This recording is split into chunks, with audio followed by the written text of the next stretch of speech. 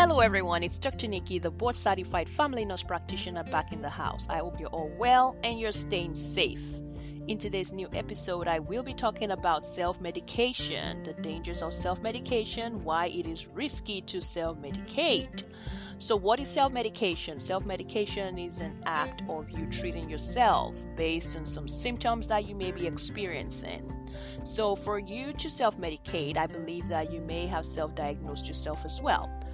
But not in all cases, because we've seen people that do actually go in to a healthcare provider, get the diagnosis, but because of various reasons such as lack of money, they're doubting the provider's diagnosis or knowledge, and some people, based on their religious beliefs or external influences, family, friends, saying all sorts, they decide to ignore the professional advice and seek other treatment options, which will be self-medication.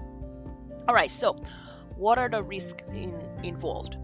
So for you to self-medicate yourself, know that you may be open to getting adverse reactions, side effects, of course, incorrect self-diagnosis. So because one person had a fever and the person took Tylenol for the fever and it went away, doesn't mean that if you have a fever that the fever will go away with Tylenol.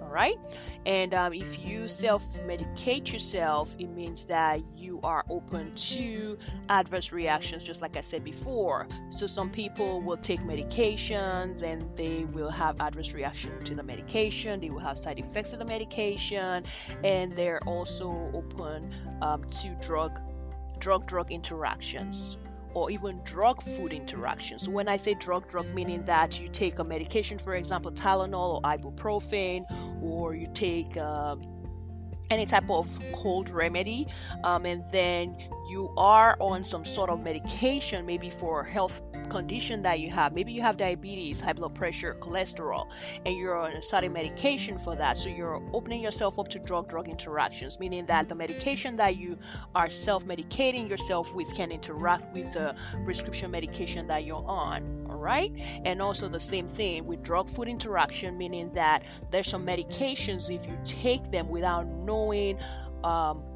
if they interact with alcohol, if they interact with certain types of foods. Some medications are specific. They will tell you do not take while drinking, all right, or do not take with grapefruit juice, things like that. So if you don't know that, you won't know that because you're self-medicating yourself, and you may get into serious problems, health problems, if you do. All right, so of course another one is incorrect dose. So when you self-medicate yourself, most people would just take the dose based on what they feel, okay, 1 or 2 tablets, because sometimes some of the medications are not, they don't specifically say the dose to take. So some people would just take it based on what they feel.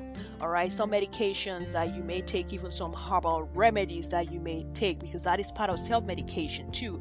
Not necessarily like Tylenol, ibuprofen that you can get over the counter that would say take 1 or 2 tablets every 4 to 6 hours, something like that. You may even take herbal remedies as a form of self-medication, and with those herbal remedies, they don't normally have the amount, the quantity that you should take, and the dose. Some people, they take a lot of herbal concoctions and they are made and they just take them. So the same thing with drug interaction. You're taking all these herbal remedies, you don't know what is in them, and you don't know if they're going to react to your diabetes medication, your high blood pressure medication, your cholesterol medication. You don't know if they're going to react to your heart medication, and you don't know that until it happens, and then you'll be like, oops, what did I do? So the dangers are more for the medications or the herbal remedies or type of remedies or supplements that you use that don't have specific doses and route of medication on them, and that you just decide on what dose to take, how much to take, and how frequent to take them. All right, so also, as I said before, some medications would not have the specific route. So like when I say route, meaning that, if you're supposed to take it orally, or you're supposed to put it, somewhere else, or put it on your skin, or even use it as a suppository. Some people just take medication anyhow. So medications that are supposed to be used as a suppository, some people are taking it orally. Some medications that are supposed to be maybe put on your skin, some people are using it elsewhere. So those kind of things happen when you self-medicate yourself. All right. So, and as I said before, when you self-medicate yourself based on a self-diagnosis, or you may think that medication is working initially, so your symptoms might actually improve or go away, and then they may come back. So they may come back or even worsen. All right. So what I tell people, I'm not saying that you should be running to the doctor at every little time or every minute that something happens to you. Like, for example, if you have a headache, I'm not saying you should just run to the doctor right away. No, that's not what I'm saying. If you have a headache and it's a simple headache, it's a primary headache. When I say primary, so we have primary and secondary, right? When I say primary, meaning that it's not due to an underlying condition, it's not due to anything else, it's just simple. You have a headache because you were stressed out at work today, or you did something very strenuous and you have a headache. You can take Tylenol for it, of course, if you're not allergic to Tylenol, or if it's not contraindicated for you, just like ibuprofen or Motrin as well, right?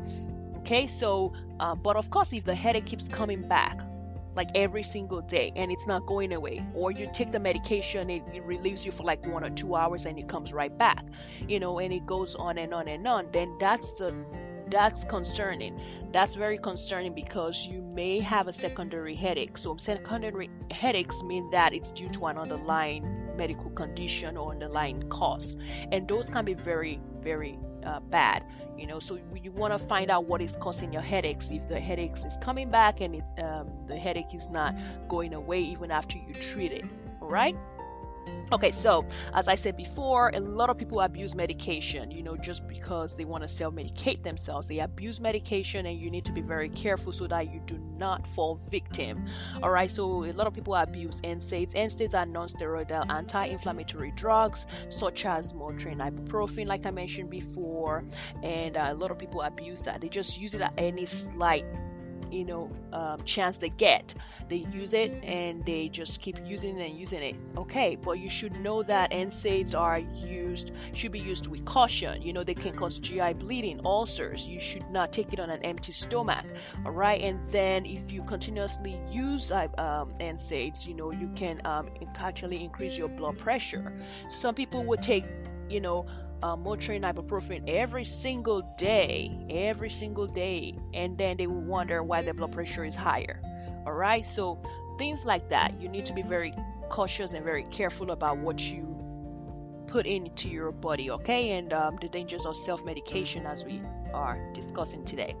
All right, so as I said before, just because your friends and family member used a particular medication for a similar symptom doesn't mean that it would work for you as well. So you hear your family member or your friends saying, "Oh yeah, I had a headache last time, yesterday, and I took so medication. Here, take."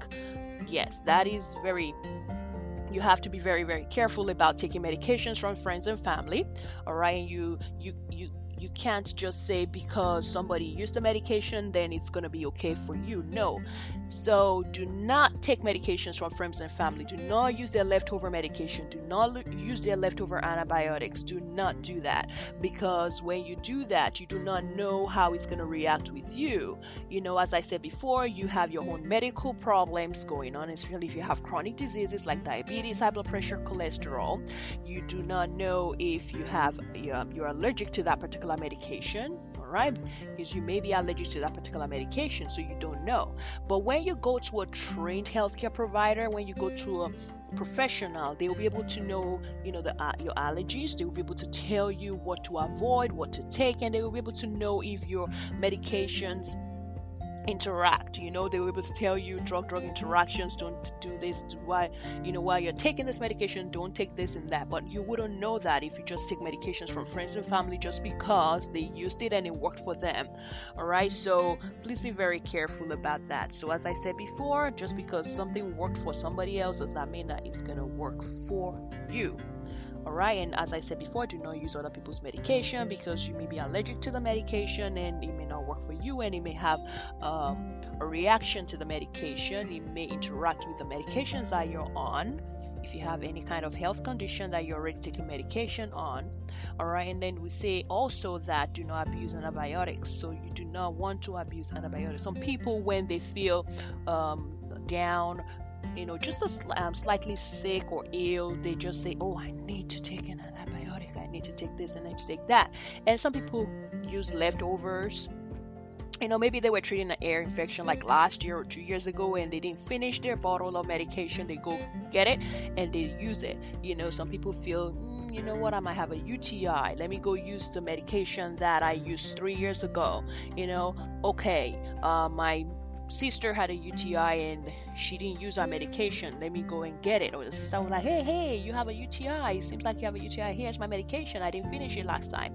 First of all, when you're prescribed a medication, you're supposed to finish your medication. You shouldn't have leftovers, all right? Except it's a PRN medication, like pain medication or something like that. If it's an antibiotic or antiviral medication, it's supposed to be for a specific amount and for a certain time. So for example, if you're taking twice a day for 7 days or twice a day for 5 days, you're supposed to have finished that course of medication.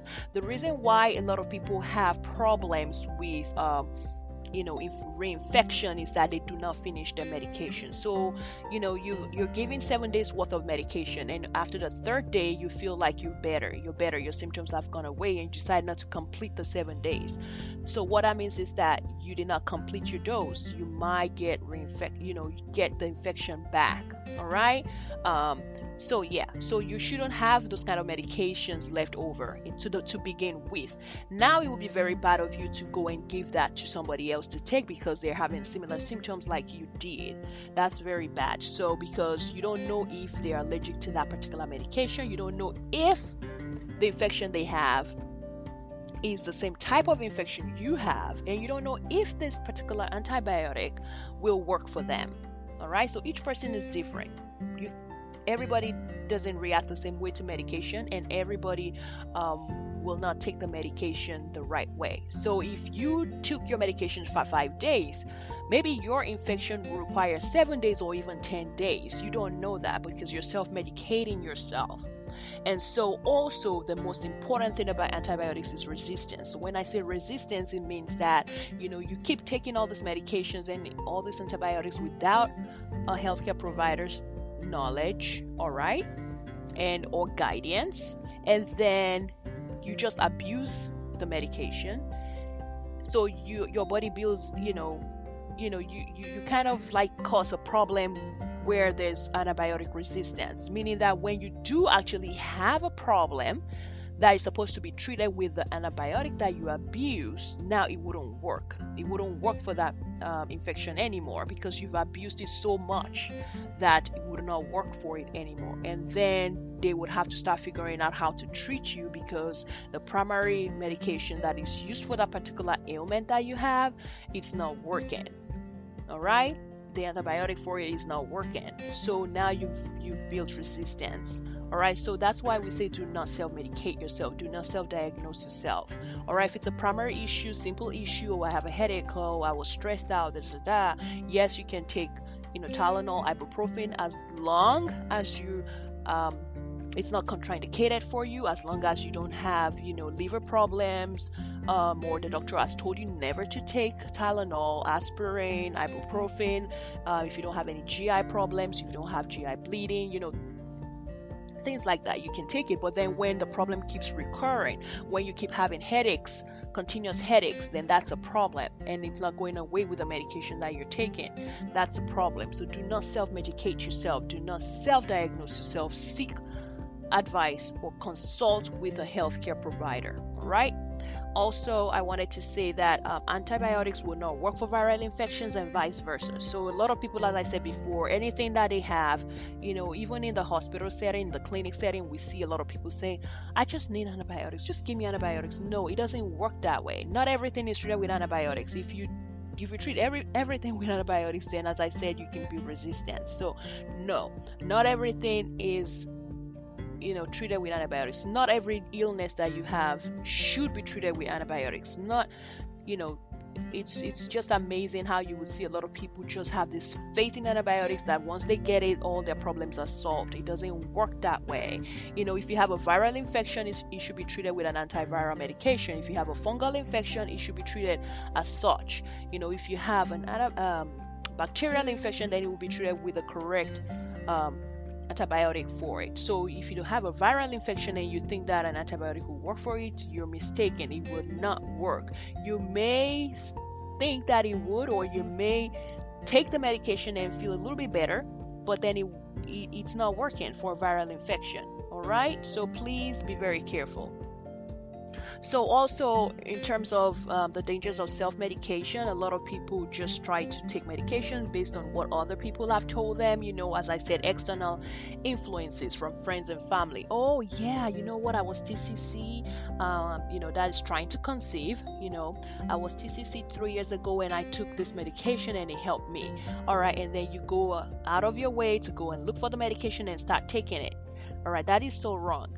You've not gone to a healthcare provider to get some testing done to see what exactly is causing your infertility problems. You don't know if this particular medication is going to work for you. You don't even know how to use the medication, but because your friend or family member told you that they use Clomid, for example, they used Clomid and it worked for them, then you jump on it and just start looking for Clomid all around and start taking it, with no guidance whatsoever from a trained professional. That is so bad. Do you know that if you do have liver disease, you're not supposed to take Clomid? Do you know, that you need to see your healthcare provider? You need to see your OBGYN.